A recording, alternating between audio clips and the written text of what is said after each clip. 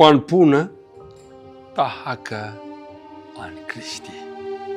Manazanao manaraka izany hatramin'ny farany.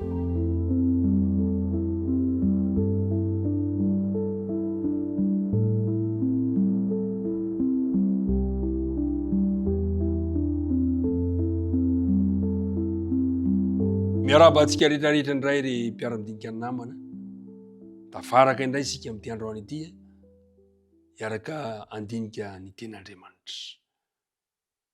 Tononona aminao anie ny fiadanan'ny Tompo mba hanjaka am-ponao sy ny ankohonanao. Dery hiaraka hivavaka isika.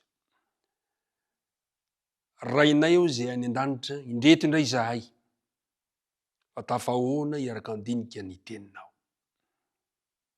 Tombotsoa mahagaga lehibe eo anatrehanay izany, zay nomenao fanomezana atolotra ho anay amin'ity androany ity, ka dia mipolotra ambavanay ny saotra ny dera ny fanomezam-boninahitra zay anao hatramin'ny taloha ankehitriny ary mandrakizay. Mamelany ilokay, aoka mba ho vita fihavanana aminao izahay. Ka ny fanena masina no ampianatra anay ny teninao. Minaran Jesosy. Amen. Ny andinina atao tadina no anomboantsika ny fiarahana. Korintianina voalohany, toko voalohany, ka ny andininy 10. Manao hoe, ary mananatra anareo ary rahalahy amin'ny anaran'i Jesosy Kristy Tompontsika, mba iray teny ianareo rehetra ka tsy hisy fisarahana eo aminareo, fa mba ho tafakambana tsara ianareo, iray saina sy hevitra. Mahafinaritra izany teny izany, mba iray saina, iray hevitra isika.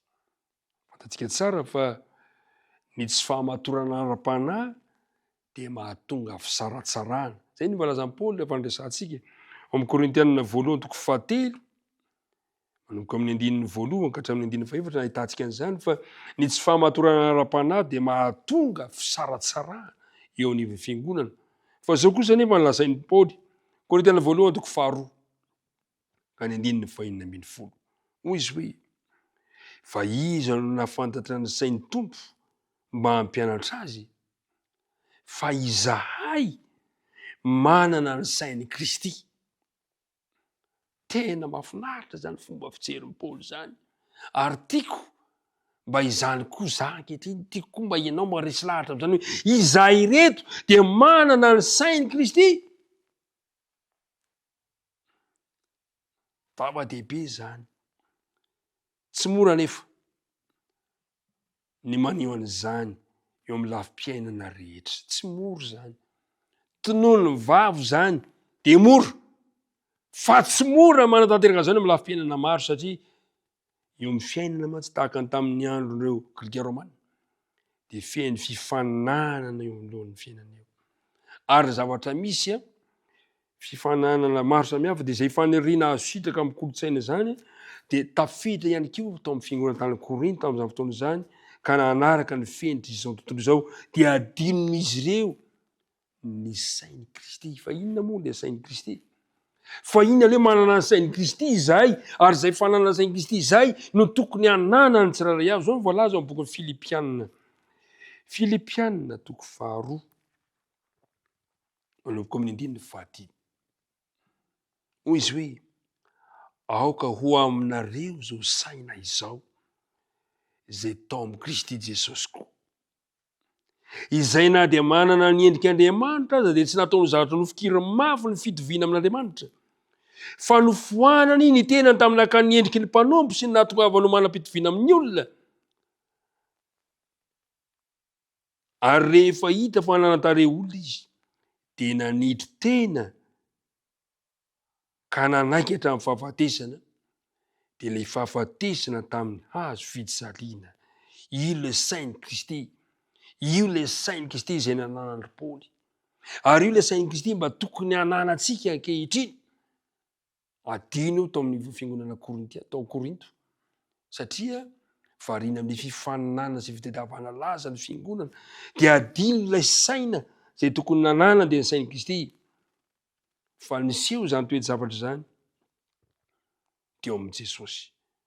Dia ary zay ny tokony hanana. Tany Filipi mantsy dia niseho koa ny fisarahana tsy nisy firaisam-po teo anivo fiangonana fa nisy fisarantsara, nisy fifampiandaniana, misy fandranitantena, misy fitiavan-tena tao amin'ny fiangonana, misy mihevitra ny tenany mihoatra noho ny hafa teo amin'ny fiangonana.